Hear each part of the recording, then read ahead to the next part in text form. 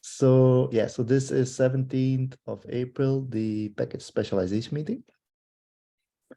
So we started to discuss a little bit the implementation of the libraries, right? So we, so I think on Friday or last week, we kind of haven't, we thought we had the right strategy, but Isti has a more optimal proposal. Of course, would require less code, which is always good.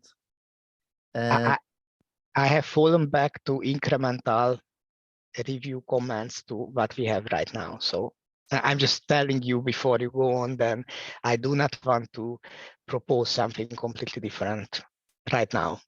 I want to increment, to break it down to incremental steps, starting from what we have right now and incrementally improving on it in small steps. So basically, I think maybe just to get everybody up to speed, right? So maybe let me, should I share my screen?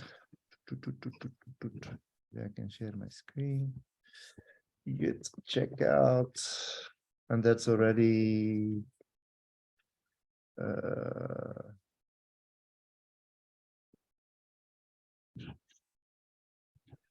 so what we are discussing, let me, where did I do it? lib checkout, lib new parser. Okay. So let me share my screen. Where do I share my screen? Here.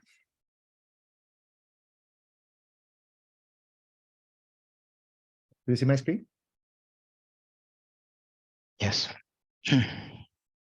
Yeah, so at the moment, and this is already, this is not what is merged, but it's already a more, let's say, optimized implementation. So that is the parser interface, which is kind of a generic thing, which hides the object behind. So the implementation is like this, right? So that's the implementation that implements a set of interfaces, right? Now, what you see is that those things here, you see that for every field in the spec or in the status, we potentially have various methods to access them, right? So this allows to access an individual attribute in a spec or in the status. And because you have strings and integers and booleans and so on and so forth, and they can be nested, there is various methods to access them, right? So this is a generic implementation that actually is an abstraction. The abstraction is very minimal because the only thing that we are checking is we are checking if the object of the cube object is not nil, and then it executes something, right? So that's kind of what it's doing. So of course, with this, the advantage already is that we don't have to implement this again in every library, right? So that's already an advantage, but it's still required to be implemented, okay? And of course, the less code we have to write, the better. I think what Isti is proposing is, so you can, so the reason why we are doing this in the first place, or the main reason, is that we want to retain the comments from the YAML because a human can manipulate it, right? So rather than going to a go struct, if we would transform it to a go struct and then come from a go struct back to a YAML, we kind of lose the comments, right? So we have to do the operations on the specifications through the YAML operation, if you will, right? So there is the function SDK has a set of methods, which are actually these that you see here, that are giving us, and that is more, right? If you said that, then so if we have a get cube object method that gives us, that is the first one in the interface. All the other ones are just a delegation for one of those cube object methods, aren't they? So all of these get, bool value, set, nested string, those are just Operations. instead of operations set nested. Okay, yeah. my question is, instead of set nested int, can I just say get cube object dot set nested int? What is Yes, the difference? you can still do that. The only thing that you don't do is what you are not sure about is that you have to do a check of the nil. This object can be nil. Yes. So it's not sure that that this object is actually. Also, the get cube object might return with a nil. Yes. And the same is true. I mean, that's still true for anything you do on the result. Yeah, you can still have a nil object. Yeah. So what it's doing is protecting you against that. But I'm not saying this is I don't like this too much, by the way, because because what you can do, for example, is someone can set it to nil, and there is no protection. Didn't John propose not using pointer but an object? No. Is that for this PR or for a different PR? No, that's for the resource list. That's changed in the meantime. For the resource list, it's a bit different. So, but yeah, you could do that as well. But I think the main thing what you're proposing, Isti, as far as I understand, is that rather than going to each of these individual methods, we basically use a function to access these objects, and then we transform to a Go struct and back. I actually added a review comment to the pull request where I try to write this down in detail what I'm proposing. But can you pull that up? Yes, I can try to pull it up. Where? In which one did you do it? In the IPLOC new parser, I believe. Okay. Can you? Here it is. Okay. So I broke it down to 4 parts. One is about some of the methods in these interfaces. This interface specifically is for IP allocation, but the interface is built on similar principles. So all of these get methods can be replaced by a code like that I wrote it down there. Basically, the cube object inside every cube object that we have has a method called S, and it will be able to convert the already parsed YAML file that is stored in the cube object into a Go struct. Can fill the Go struct for it. So basically, what I'm proposing is instead of repeating each and every field, just use this method and then just use the fields of the Go struct that we already have for IP allocation and interface and everything. But we have that. I think we have something similar to that, right? So we have get Go struct, which is the same. Yes, and I'm saying basically that it might be enough. Okay, then let me rephrase it. I mean, it might be enough, and so of course I have a motive, and my motive is that one by one I will reduce the number of methods in this interface to one, and I will propose something for the one remaining. But yes, so, then let's do that. Okay, so in other words, if we have a Go struct, then why do we have to generate a new method for each and every field and keep in sync the struct, the IP allocation struct, and the IP allocation interface? That's a lot of work. Why don't we just avoid that? Yeah, so, but I mean, what this means is that's a different implementation to get Go struct, right? What I do agree with you, and by the way, that's when we started the whole discussion, is all the getters methods is actually not needed if you have the Go struct, because getting access to an object is, so that was already. Yes, okay. So then we ended up implementing it, but okay, yeah, because it was actually easy, but okay, yeah. So let's say for getters, we have a Go struct, we go that way, okay? Then let's say for setters, wait, so what is this? So I propose to remove set and delete. So, okay, so that's set. So what you're proposing is, so did we also look at some of the functions already implemented that does this set, those KPD functions? That's what ISTE is proposing under a nutshell, right? Okay. Yeah. I mean, I think anything in the library that we're trying to do is on top of it. It is not to replace the functions that we already have, is my assumption. So you're saying that there are some cases where you're trying to duplicate what the kept functions already out there?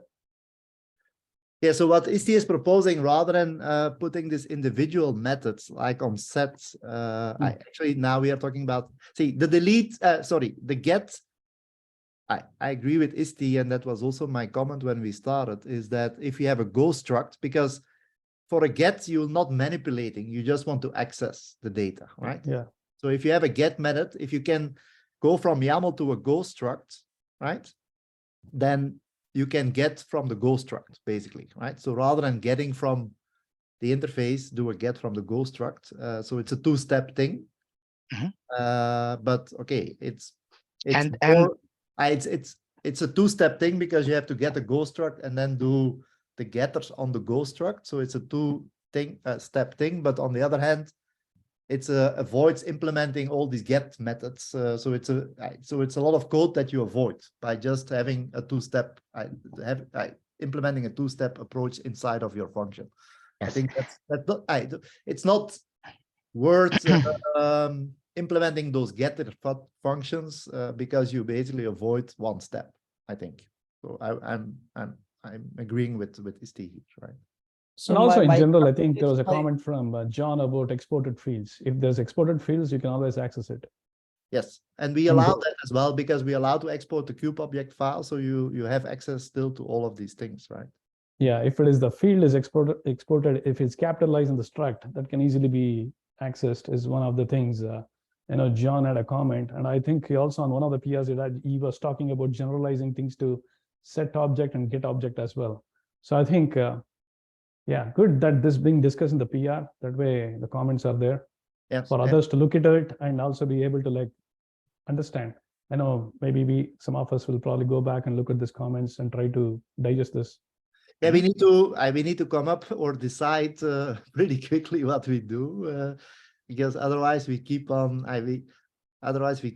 dancing. Yeah, around. but there are so many PRs being set up and so many comments, right? So it takes in general some time to digest them. Yes, but yeah, okay, but I think we are nearly there, right? So because we had, I think last week we kind of thought we had an agreement to way forward, but ISTE came up with a more, let's say, optimal implementation. Yes, so that's basically what we are discussing. And way forward, then we can go that way, right? Yeah. But okay. Sorry about that. What happened is that previously I only had time to read the code, and now I started to use the code, the library, and of course, as it always happens, now I have a lot of ideas, and I know that I'm late for them, and that's why when I discussed it previously with Wim, I had much more radical change proposals, but now I'm trying to break down into smaller incremental changes so that no need to apologize. This is what happens. We can discuss. Yes, we can. And Wim, I understand you. This is much smaller than if one of us would just sit down and write it, and it would work. And I nobody questions that. And it is 10 or 20 times slower to wait for everybody to understand, come up with ideas. I mean, we have to balance the release with the implementation, right? So I think we can still accommodate these changes, in my view. So that's why I want to spend a bit of time on that. That's why I'm trying to also provide some code right away. So I try to do it for right now. I will talk it. So the get functions can be just replaced by the get cube object. And the good news is that the get cube object, not the get go struct, doesn't have to be implemented for each and every type one by one, because the underlying kept function SDK has a generic implementation for that converts a cube object to any go struct. Yes. And we can just use that. We don't have to re-implement this for interface, for IP allocation, VLAN, for all the types that we want to use. So that is a good news already. So the second group of methods. One comment, if you don't know, for the get one, right? So yes. So in general, I understand the sentiment for the get, but if there are there is one room for getters is where we are doing some processing and then helping. If it is just accessing the field of a particular ghost struct, then it's fine. Like we discussed, right? Obviously, we can directly access the structure. But if there is any kind of, I know we are doing a generic library, but not in this spirit. And in general, I was talking, if there is anything that requires certain processing, certain knowledge so that we can help the callers, I think probably some get calls may be beneficial. But I think for now, I think I have the feeling it's okay to access it through the ghost struct for the time being, because what we typically, if you look to the way the function operates, you either get the object, you read it, right, and then you either and then you do something with it, right? So you could, the fact that you have to do it in 2 steps is not that bad, actually. I think it's okay for now. Okay. Yes. So right now, the implementation of get, give me a get function, get index, that if index is a field, get index doesn't really add any value other than get the whole object dot index, dot spec dot index. That is basically exactly the same. Neither of them modifies. Okay, so for the get, it is the simplest.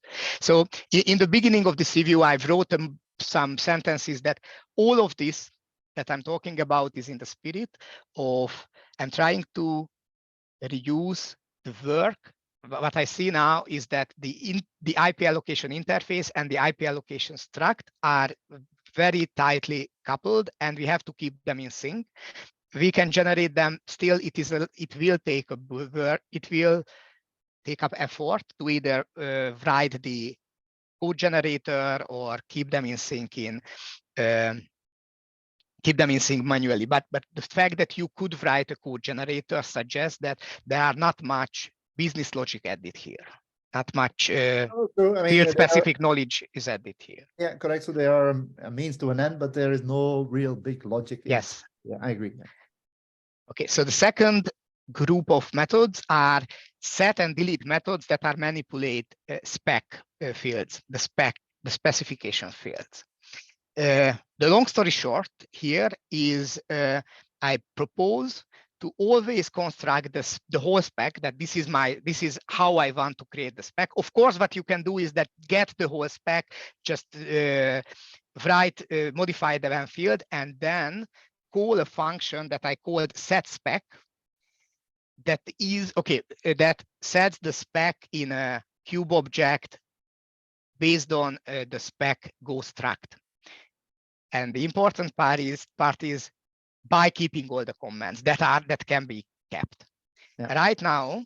So so what you're proposing is to just to summarize, right? Is you say convert to a ghost struct, manipulate the ghost struct as a total of all the changes that you need, and then put it back. So that means that the underlying function has to parse all these files, all these deltas, and ensure that the diff is adhered to, basically, right? So yes. it has to actually, for example, I would even argue that now I started to write an actual kept function that comparing 2 objects is much easier, of course, if you have ghost struct. For example, comparing 2 IP allocation specs are much easier to do in a struct, because, for example, in this case, it has a list of pools, and I know that the pool name is a unique identifier. But if you use reflection to compare that, like go CMP, then it will say that, oh, these 2 lists are different because they are in different order. But I know that this is semantically not a list, but a map, and they are the same. So I can do that. I can implement that. It is much easier to implement if you have a struct. It is much readable. The code is much more readable if you are working with ghost structs that is one on the one hand, and on the other hand, again, my goal is to avoid as much interface generation or interface method generation as it is possible. But the result is that you have to, for each change you have to, the underlying function has to compare the whole spec with the existing and then do the diff, right? to the Delta updates. So Yes, the yes, processing yes. is much So to higher. do that based on Go structs, well, as far as I'm concerned, so you can still use that based on cube objects, but it will be but what I'm trying- you can still do that. I'm not forcing you to actually convert to struct and convert it back. The methods for the cube object is still there, are still there. You can call them, but yes, I but wouldn't recommend. But if you, so that was the, so, okay, Vish, I'll get back to you immediately, one moment. So the whole reason to make them as part of the library is that not every function has to implement these, right? So if you, so the whole idea of the library was, I need to access a certain object in a field, in DNN, in interface, and in some others. You don't have to implement it 3 times. Because now, instead of putting that code in your library, you put the code in the function. And that's 3 times, or there is X times more than the library. So that was the whole reason why they exist, is to avoid you having to do that that parsing. But okay, Fish. So I just want to clarify. I want to clarify. Fish. Yeah. So 2 things. One is you're talking about spec and updating the spec. I see in the documentation something called upsert resource. The combination of upsert resource and cube val should help actually validating that, is what I feel. And second, to Wim's point and to your point as well, I mean, I see a middle ground there in general. In some cases, certain things doesn't actually get immediately, we don't comprehend. What I felt about the library in general was there are certain very specific cube objects related to network functions that can be written as libraries, but I am with you on some of the other things. We don't have to repeat in some cases, you know, if it is easily accessible. So we should probably see, I want to be able to see Istvan's code where he's actually, you know, the parallel of what you are trying to do, Wim, to say that. I agree, and that's what I actually asked that exact same question, Visho, to compare the two, right? Okay. And then see how we move forward. Now, just to be clear, right? Typically, we do not.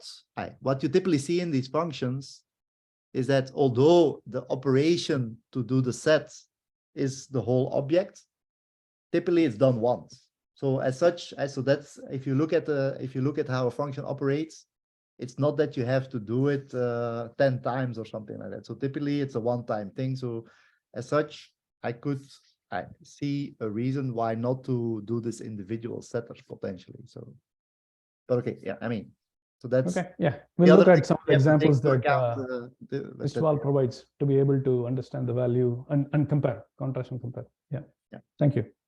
I don't know who is P in the second one. Yeah, changed my name. Bala is the next. Yeah. Bala. So I'm thinking like Vim. I mean, I can understand.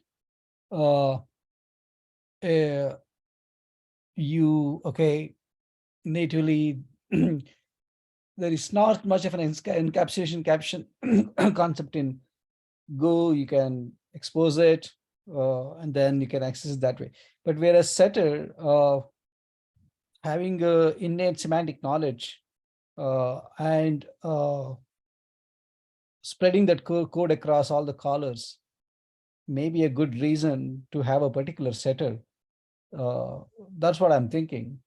Now, what we could do, Bala, what we could do, Bala, is go for the generalized approach, right? And see whether we need more specifics, right? So that's the other alternative, is that we say, let's first generalize.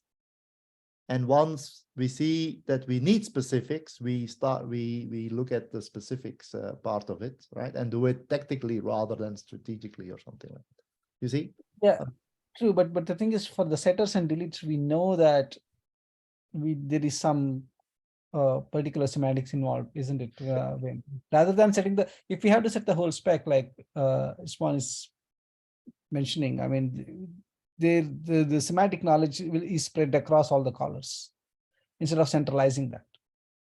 Yes, I mean, you have to, the implementation underneath has to do the delta and does the implementation and what have you, right? So that's the So you shift the problem to another place, but okay, I mean, it all depends on where the code lives and where the more we can optimize, of course, I'm all for less code and having enough functionality to do the job. All right. So yes, exactly. I totally agree. Less code. That's the less code is the better in my view. no, correct.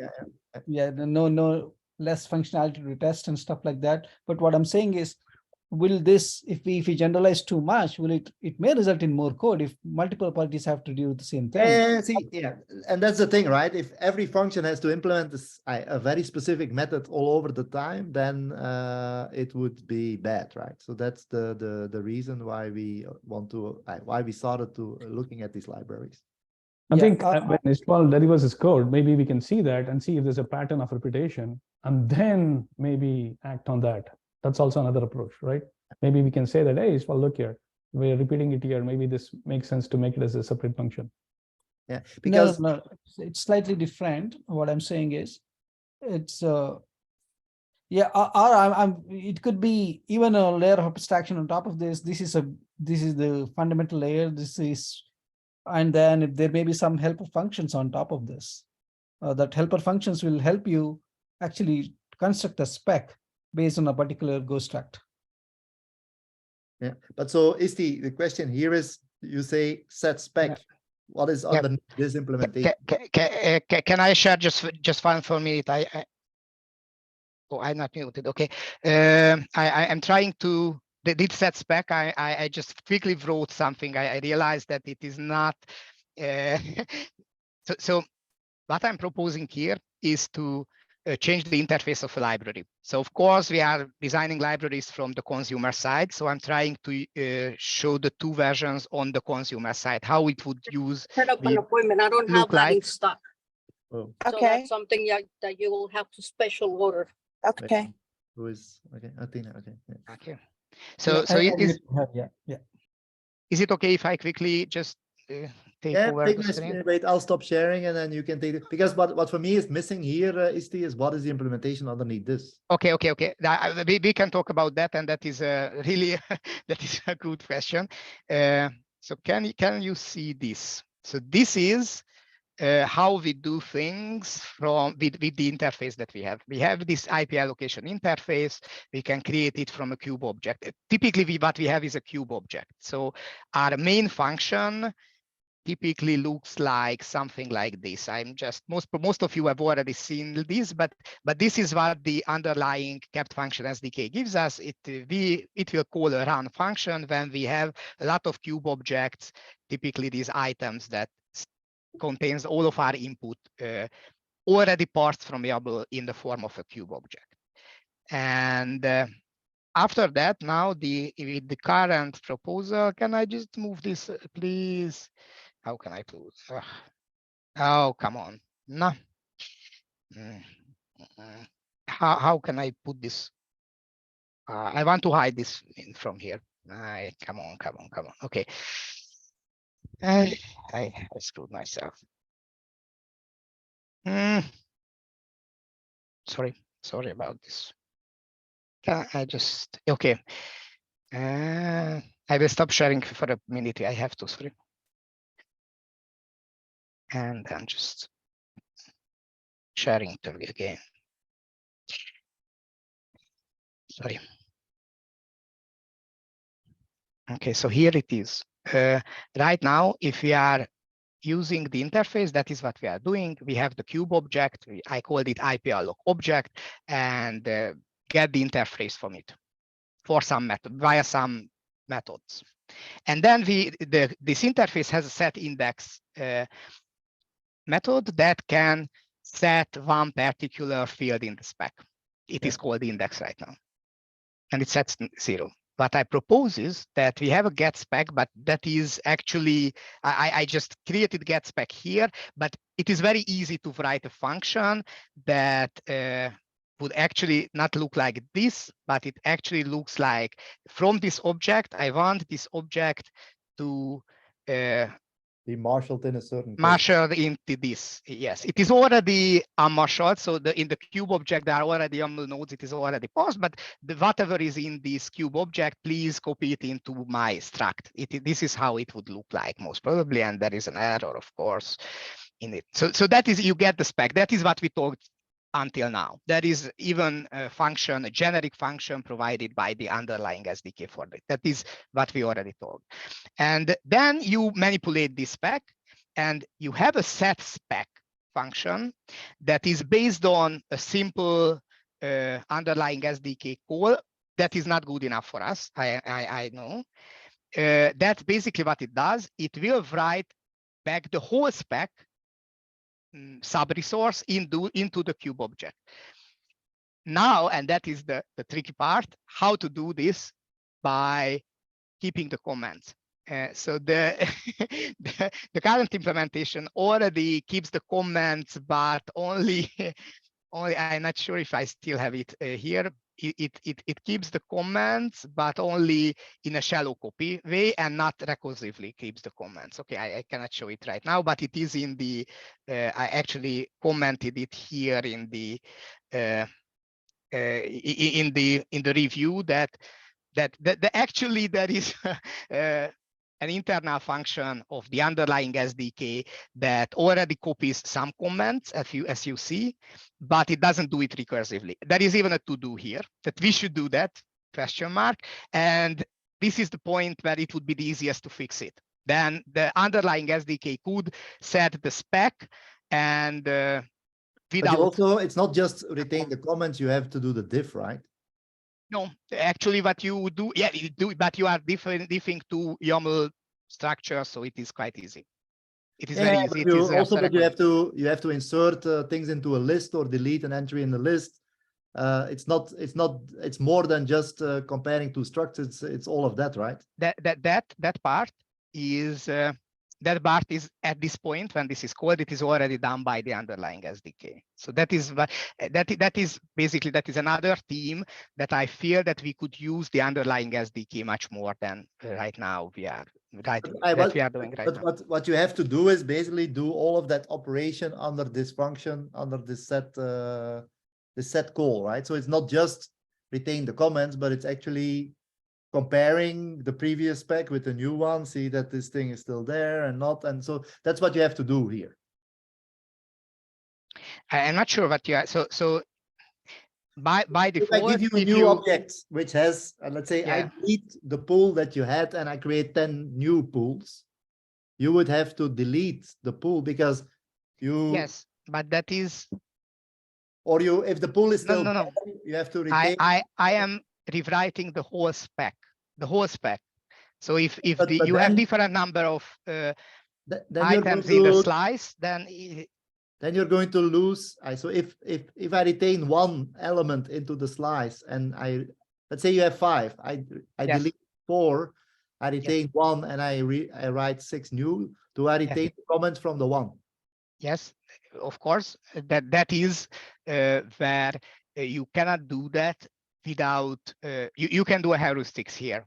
That is always a problem with lists. What you can do is just and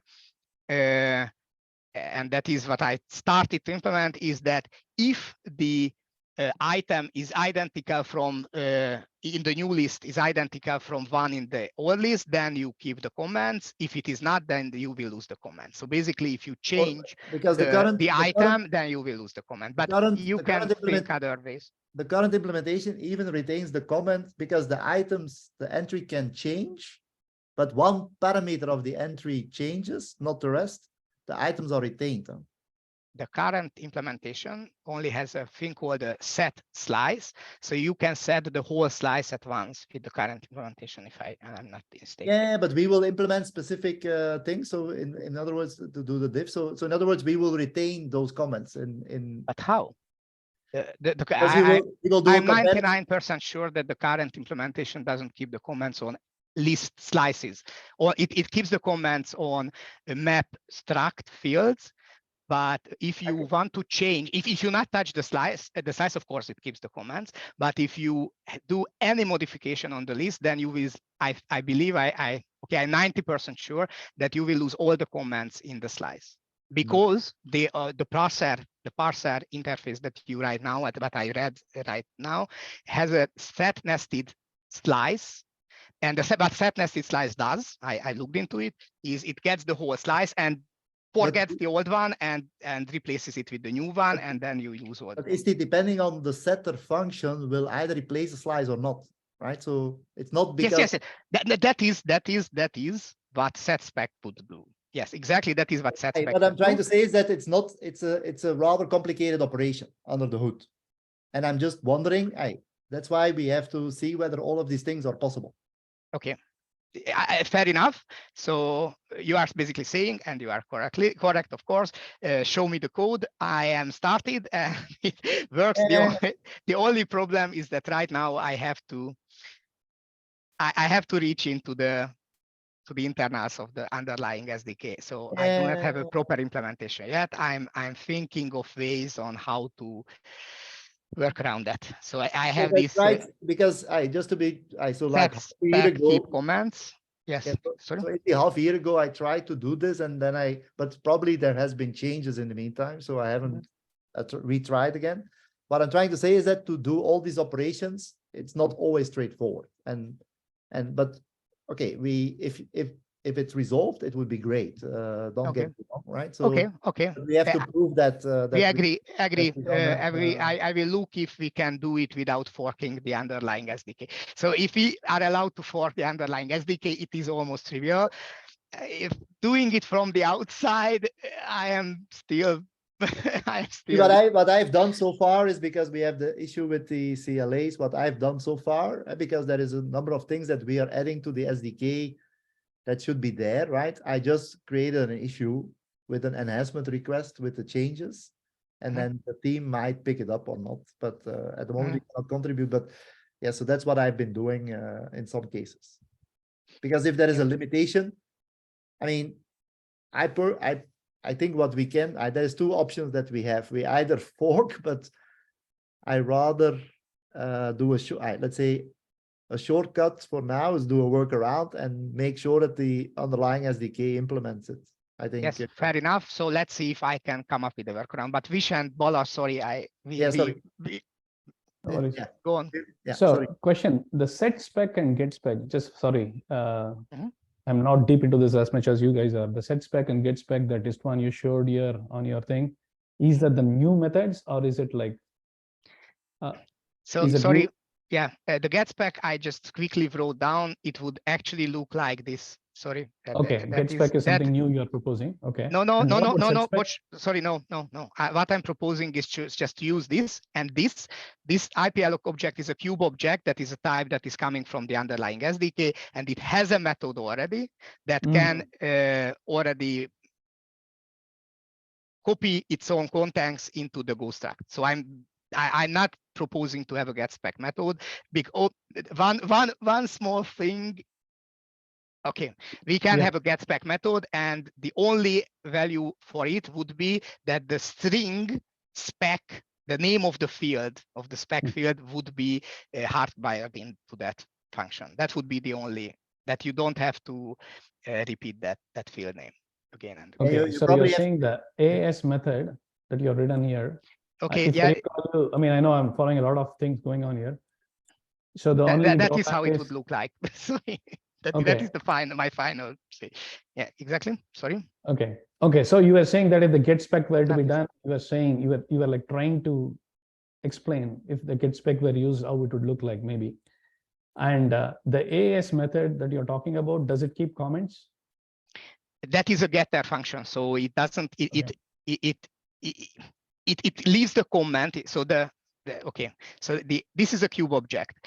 This gets basically more or less a cube object that only points to the spec. And the spec field, basically it's a cube object. It is a sub-object for the spec field, but it is the same. And both of them has this S method, and it says that what is in a cube object is a hierarchy of YAML nodes.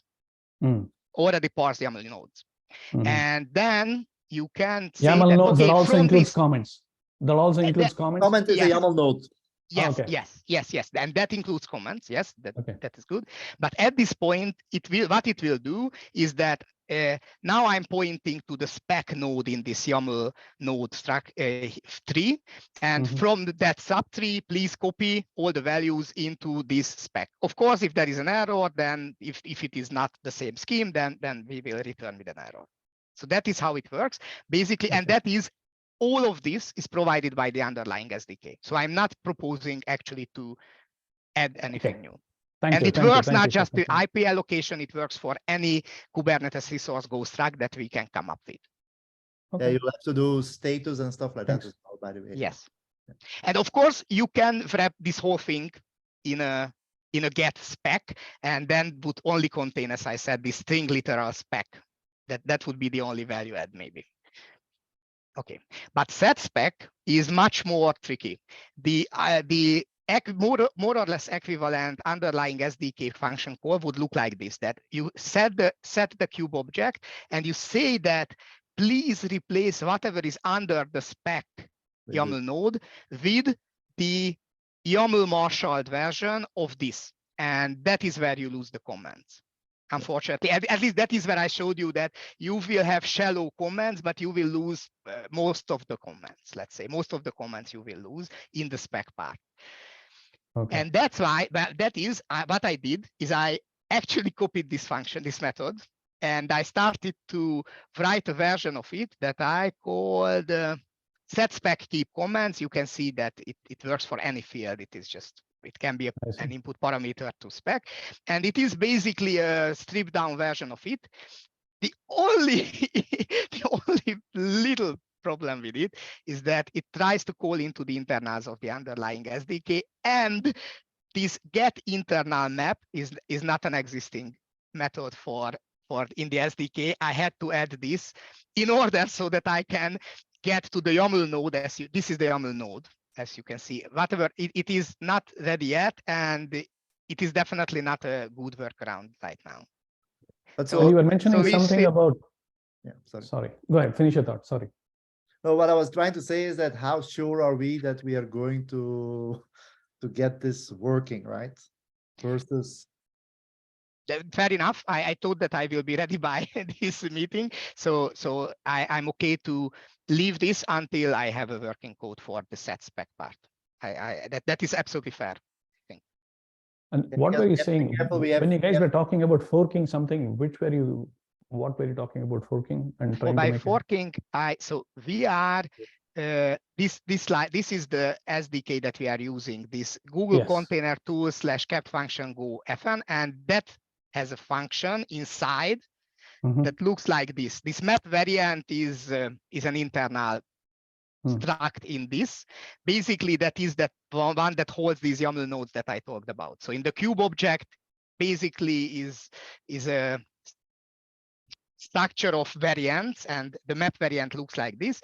And this is where you overwrite one YAML node with another YAML node, and you copy some of the commands, this foot command, head command, and line command. But what you don't do, and you should, is to go recursively inside this YAML node. And if the two child nodes are still identical, that is easy to check, then copy the comments as well. So at this point, it would be really easy to fix this problem. Okay. I'm looking for ways to do this, and that would require, this is an internal function. So that would require to fork. Yeah, so this is basically to fix this to do here. But I'm sorry that they already said this in a to do. To fix this to do would be enough for us. So I see you're putting comments in Vim's PR at this point of time, correct? Yes. That's what you have. So do you have something that is skeleton working as a separate one that some of us newbies can try locally and see how the flow is? Or is it just comments currently in the Vim's PR at this point of time? See, what you can also do, in my view, Isti, there's two options. I don't know what you guys think. You can either make a new PR that implements what we have in the other PR. That's what I asked Isti. Give me a one-to-one mapping of what we have here to what we have, what the working thing. Proposing. And then I mean, for me, they can be two independent PRs if you want, right? Because then you see a one-to-one mapping between the two. Yeah, I suggest that instead of doing this, and make it a draft PR so that people understand it's not yet ready to merge or anything. So yeah, create a draft PR and then we can.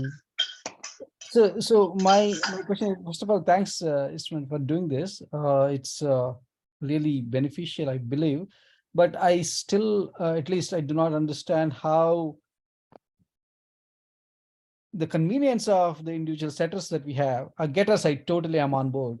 There is no, for the setters and the deletes, especially when we have to look for a particular item, look for a particular item in the list, especially, and then how we manipulate and the convenience of the existing interface,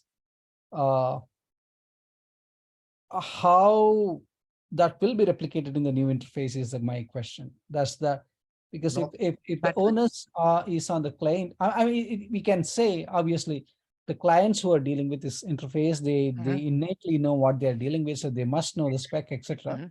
That is totally understandable. So you are suggesting that there is business logic in the setter that is more than just what the pure struct can offer. And in that case, of course, we can define that method on the struct itself. So right now we have the, let's talk about IP allocation. The IP allocation struct that is in the API directory. By the way, we already have some methods that works on this. So if we want to, for example, manipulate the list of the pools that we talked about, we want to add convenience function, validation, things like that, then we can add those in methods, even setter methods in those spec. But I try, my ulterior motive is to not have in parallel an IP allocation struct, and basically the similar information, the similar structure, the similar list of fields in the IP allocation interface. Then one of them would be enough. See what Bala, in my view, what ISTI is proposing, not to have any individual setter of delete. So the only thing that you have is set spec or set status, right? If you need that, and you always have to specify the full struct. That's, I think, what you're proposing, ISTI, correct? Or I'm proposing that for reading and writing into cube objects, but we can still have those setter functions on the spec that works on the Go struct. So in other words, what he's proposing is always manipulate through the Go struct, and there is an underlying function on the cube object that does then the diffing and the manipulation to retain the comments, whatever possible. But and the question is, can we do that in every possible scenario? That's the $1 million question. So one thing I wanted to ask Wim is, in the spirit of keeping the comments, you're not dealing with the Go structs at all when it comes to the setters today, right? You're directly dealing with the cube object, isn't it? Yes. So at the moment, but I'm using a different method. So what is the difference between what ISTI is proposing and what we have is that today every attribute in the spec has a particular set and delete, right? And then doing get was actually straightforward. So that's why we added get. But so as an individual thing that calls the underlying cube object file as ISTI is doing, but a very specific implementation that only access a particular field into the object itself. So that's why we are less concerned about the effect of comments, losing comments, because we go straight into the particular implementation. Now, the disadvantage is, as ISTI points out, this is the code you have to write. Now, my point is always, so the difference is that you see a lot of methods being exposed, right? The good thing is that each of these methods is comment free, right? But you have a list of them. Now, there's two ways to go about it. One is, as I was proposing already, make a code generator that does all of this because it's straightforward. So, I mean, to write this, it's kind of copy paste, right? So, and every time, so the problem is then you have to maintain it. How do you do it? You do a code generator. Your spec changes, the specification changes, you do code gen and you get the same thing, right? So that's option one. That's where we were heading towards right now. What ISTI is proposing is throw all these setters and deletes away and getters, throw it all in the bin, replace it with its function. And of course, the disadvantage is that every manipulation on the object, you always have to go via the Go struct, so you do the full parsing. Now, to be honest, I'm not so worried about that with the current scope, because most of the time you get a call, you read, and then you update, right? So most of it will be a one-time operation anyhow. So whether you have individual setters versus doing a struct and then manipulating it, I think you could argue about the performance and stuff like that, but I'm not so worried about that, if I'm honest. So, but the difference is, rather than seeing each of these individual implementations, you will see one big Go struct, manipulate it, set it, and you have a set operation, and then you hope for the best. So the question is whether that hope for the best we can do in all possible scenarios and retaining the comments. Sorry, I interrupted, Paula. Yeah, go ahead. Yeah, that's the thing, right? The reason why you are doing all even the individual setters within the cube object to retain the comments. So I think ISTI is proposing is working on a workaround to preserve the comments too. Yeah, so I tried this a half year ago and I stopped basically because but in the meantime, lots of things has changed. So it might be that it's possible. I don't know. So we could try it, but the challenge that we have is time. So I don't know how we want to go. First of all, our meeting is going to end soon. Yeah, there are two things I want us to keep. I mean, if at some point of time, I mean, we had to, if it is simple and then doesn't consume too much time in terms of days, I mean, and makes other things easier, it's fine. Otherwise, like in software, the only constant is change. We can always change. We can do it one way. Yeah, that's the thing. So, and that's the question, Bala, what we should do, because my hope was that we have all these libraries by this week, right? So so what I propose for now is we go ahead with what we have on the table, right? We continue to go on the path we are on, right? And if it proves that we can do it more optimal, there is always a possibility to change, maybe in sprint 3 or something like that. But my problem is if we continue to change, we're never going to deliver anything. I think let's take that path. I think let's look at the goal, right? The goal of sprint 2 is make sure that the common runtime, the libraries, everything is ready. Yeah. And hopefully also on the workload team, our hope is to get all the controllers and the operator for Free 5 GC also ready, so that starting sprint 3, we are ready for integration. Yes, that is the goal. With that said, I mean, that's a perfectly good plan. I mean, I agree with that, because we can start with what we have, and if ISTI comes, it makes this working, we can refactor it in sprint 3. I mean, refactoring. That's my proposal. I have one comment here. Yes. ISTI and Vim. I mean, Vim basically, right? Since you have actually looked into this, the existing kept functions, have you looked into the search replace kept function that is out there, where we can use most of the setters for that? Seems like that seems to probably help with some of these things. Search replace, have you seen that? Are you familiar with that? But that's a function, right? That's a function you have to call onto the object, so you cannot call from a function another function. I'm not familiar with that. Is that part of the kept function SDK? Yes, it is. Let me share that. Wow.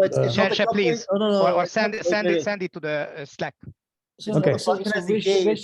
It's a function. Just have a question. Are you talking about an STK call, or are you talking about a kept function itself? Kept function. It's a kept which function. Can directly act on the YAML. Okay, I know what. Now I know. I thought that it is a Go function, but okay, so it's a kept function. Yes, of course.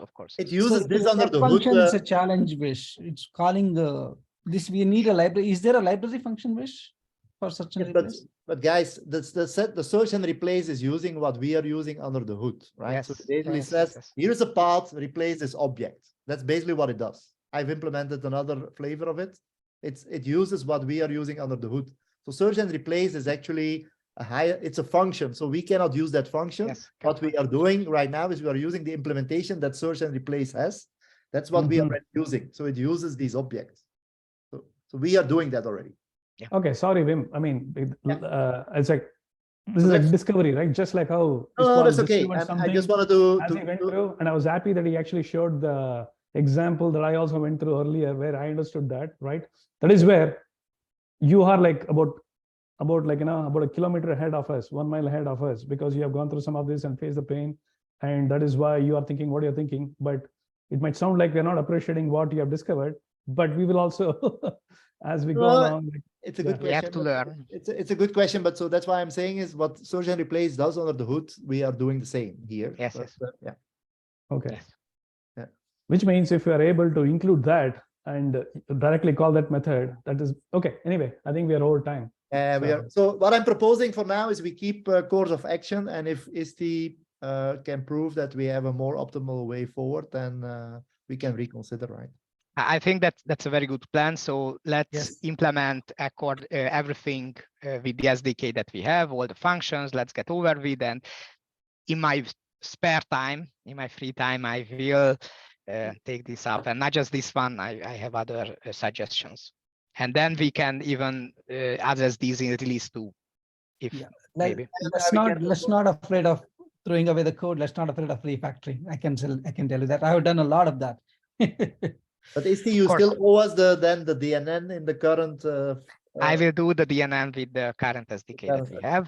And by the way, so that makes perfect sense anyway, because that can be a baseline for And it's whatever a simple improvement I proposing. one. It's a simple one anyhow. So. Yes. But we also have to update the status. Yeah. Yes, I know. And all the garbage collection and everything else I will do. No, that you don't have to do, I think.